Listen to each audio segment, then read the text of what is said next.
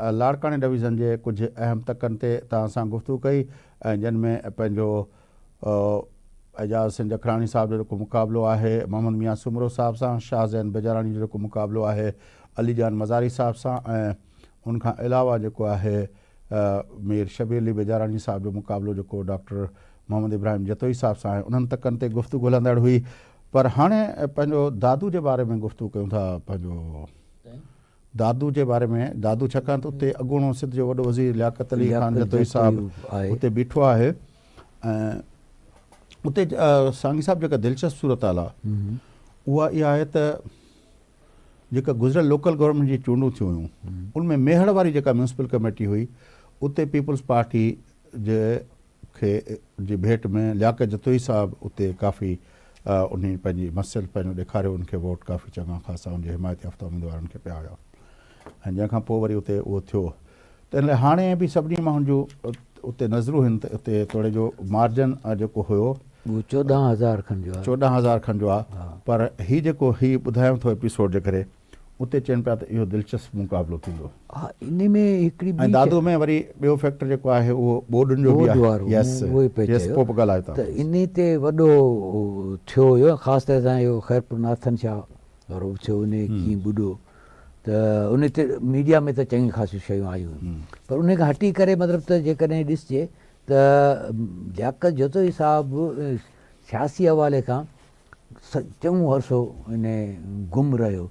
पोइ विच में इहे बि ख़बरूं पियूं हलियूं त भई इहो पीपल्स पार्टी में शामिलु थो थिए, पोइ वरी किन किथे को रस्ता रोक न वञे छा, उहो सॼो हिकिड़ो रहियो बैकग्राउंड। बराबरि उते पीपल्स पार्टी जे लाइ का जॻह न पई पैदा थिए। अच्छा, इरफान लगाई साहब इहो ज़फ़र लगारी साहब जो फर्ज़ंद आहे। ज़फ़र लगारी त हाणे पंहिंजी जाइ तमामु हिकिड़ो सुठो ऐं वर्करनि जे लाइ तमामु सुठो रहियो।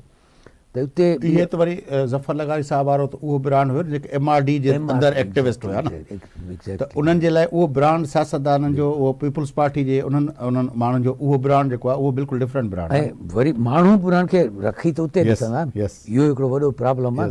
हाणे इहो केतिरे क़दुरु इरफान लगारी साहब ज़फ़र लगारी साहब वांगुरु को बिहेव करे सघे थो नथो करे, उहो हिकिड़ो अलॻि सुवालु आहे। पर माण्हू पंहिंजे लेखे उनखे आइडियलाइज़ कंदा। त ही मुंहिंजे ख़्याल में इन में का घणी का चेंजिस इहा बि कोन्हे तक जेका तकबंदी थी आहे उन में का हेर फेर थी हुजे। ऐं घणे भाङे को लोकली को वॾी का सवाइ इहो जेको तव्हां म्यूनिसिपैलिटी वारी ॿुधाए पिया मेड़ वारी, उन खां अलावा ॿी को मेजर को अपसेट मूंखे कोन थो लॻे त को उते जा बासर धुरियूं हिकिड़ी का धुर या का बिरादरी उहो उन्हनि खे छॾे हेॾां वई हुजे, को एॾो वॾो को रिपोर्टेड कोन्हे हिन वक़्त ताईं। तव्हां ॿुधायो तव्हांखे दादू जे अंदरि हाणे कल्ह तव्हां ॾिठो दादू ज़िले खे जेकॾहिं मजबूरी तौरु डिस्कस कयूं, बंदे अली लगारी साहब जेको हुयो उहो पीपल्स पार्टी जे ख़िलाफ़ु बीठो हुयो जोही वारे तक ते। उन जेको आहे अॼु अलाए कल्ह जेको आहे पीपल्स पार्टी जी जेका पंहिंजो अॻुवान आहे अदी फरियाल टालपुर साहिबु आहे, उन जे उन ते उन सां मिली उन पीपल्स पार्टी उनमें पंहिंजो विथड्रॉ कयो आहे ऐं पीपल्स पार्टी उम्मीदवार जी सपोर्ट कई आहे।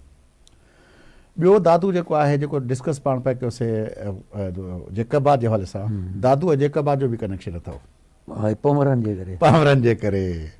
छाकाणि त पावर बिरादरी चयो हुयो जेकॾहिं असांखे उते न ॾींदव, छाकाणि उते असलम अबड़ो बि कैंडिडेट हुयो, मुमताज़ जखरानी साहब बि कैंडिडेट हो, शेरमंद मुगरी साहब बि कैंडिडेट हुयो ऐं औरंगज़ेब पावर साहब बि कैंडिडेट हुयो। हाणे 4 उम्मीदवार हुया ऐं 2 तक हुया। अच्छा, हिते राणीपुर वारे पीरनि जो असरु अथव?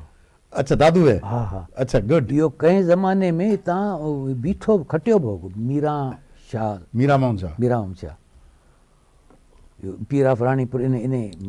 अच्छा, त उहो जेको आहे उहो पावर बिरादरी जेको आहे अॻे भेरे बि मूंखे यादि आहे 2013 में दादन पावर जेको आहे उहो बीठो हुयो, उहो नाराज़ थी वियो पीर मज़ल हक़ साहब खां, त उहो वरी इलेक्शन में बीह रहियो हुयो।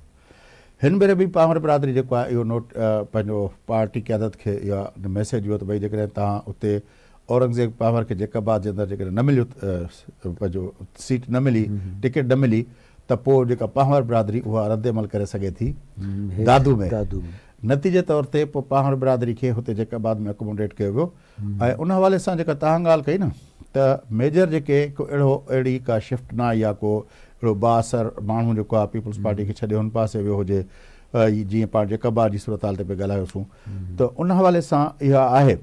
पर बोर्ड वारो फैक्टर अहम वो फैक्टर चङो आहे, ख़ासि अहम फैक्टर आहे। ऐं उनजी रिफ्लेक्शन असांखे लोकल गवर्नमेंट जे चूंडनि में नज़र आई, जेको पाण द मेयर म्यूनिसिपल कमेटी ते ॻाल्हायोसीं पिया। तंहिं करे इहो तक जेको आहे उहो इम्पोर्टेंट सम्झियो पियो वञे त हिते जेको आहे मार्जन जेको आहे 14,000 जो आहे, माना 5-7,000 वोट हेॾे होॾे थिया। मतिलबु पब्लिक ओपिनियन में बि यस, इहो मैटर, हा इहा अलॻि शइ आहे त माण्हुनि खे लियाकत जेतिरो हिसाब अट्रैक्ट करे थो या नथो करे, उहो अलॻि शइ आहे। पर पब्लिक ओपिनियन में मतिलबु त इहो थोरो पीपल्स पार्टी कैंडिडेट लाइ ॾुखियाई आहे। चलोसीं हाणे तव्हांजे ज़िले था हलूं। थरपारकर ज़िले में ॿ क़ौमी असेंबली जा तकिन चवनि पिया त ॿई दिलचस्प आहिनि। हा, इहे ॿई दिलचस्प आहिनि। इन में ॾाढी मज़ेदार ॻाल्हि आहे फैज़ साहब त 2013 जी जेका चूंड थी उन में पहिरियों दफ़ो पीपल्स पार्टी अरबाब फैमिली खे वाइंड अप करे छॾियो। उनजो को बि माण्हू न पियो बीहे, सवाइ इन जो हिकिड़ो को आयो त उहो पीपल्स पार्टी जे टिकट ते आयो। ऐं पोइ जेको इहो सिलसिलो रहिजी वियो, उन ते माण्हू पंहिंजे तौर ते उहो जेको थींदो आहे न भई राजूनी मामला, उहे सभु राजूनी ताद, उहे सभु हिकिड़े पासे थी वियो। पीपल्स पार्टी अकेली पार्टी जे तौर ते उभरी आहे जेका मुसलसिल रही। हिन वक़्तु ते ॿ तक आहिनि। हिकिड़ो उहो आहे क़ौमी असेंबली जा, क़ौमी असेंबली जा, हिकिड़ो उहो आहे जेको इस्लाम 114 आहे, 115 आहे, 214 त हुते आहे नंगर पार्क, छाछरो नगर पार्क। त हिते जेको आहे सो हिते पीर नूर मोहम्मद शाह जीलानी, इहो कामारे जो आहे, सदाईं हुतां चूंडबो रहियो आहे। ऐं पहिरियों दफ़ो जेको आहे सो 1985 में इहो चूंडिजी आयो, उनखां पोइ लगातार अचे पियो चूंडनि में। हू गुज़ारे वियो त उनजे जेका बाई इलेक्शन थी उन में मुंहिंजो पुटु आयो पीर अमीर शाह, उहो आयो। ऐं गुज़िरियल भेरे जेका चूंड थी उन में जॾहिं पीर नूर मोहम्मद शाह हुयो त ओॾी महिल जेको आहे सो हिते उनजे साम्हूं PTI जो शाह महमूद कुरैशी हुयो। शाह महमूद कुरैशी ऐं हिन ॿिन्ही जे विच में जेको फ़र्क़ु हुयो उहो समवेयर 8-9 हज़ारनि जो हो। 7,000 जो, 72,800 तक़रीबन इहो।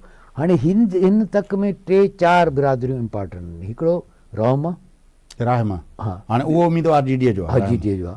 अच्छा, ॿियो जेको आहे अब्दुर्रज़ाक रहमो, ॿियो जेको आहे उहो समेजा। अच्छा, उनखां पोइ जेके आहिनि उहे समेजा बिरादरी जी बि जेको हुयो ग़ुलाम हैदर समेजो साहब, उहो बि त हलियो वियो न पीपल्स पार्टी छॾियो, ज़िले काउंसिल जो हीअं चेयरमैन पीपल्स पार्टी में। अच्छा, हा। ऐं ॿिया जेके आहिनि से अक़लियत आहिनि, मेंगवाड़, कोली, इन्हनि जो वॾो वोट आहे। भीलनि जो आहे पर एॾो घणो कोन्हे, पर बहरहाल इहो डिसेसिव फैक्टर आहे इन्हनि जो।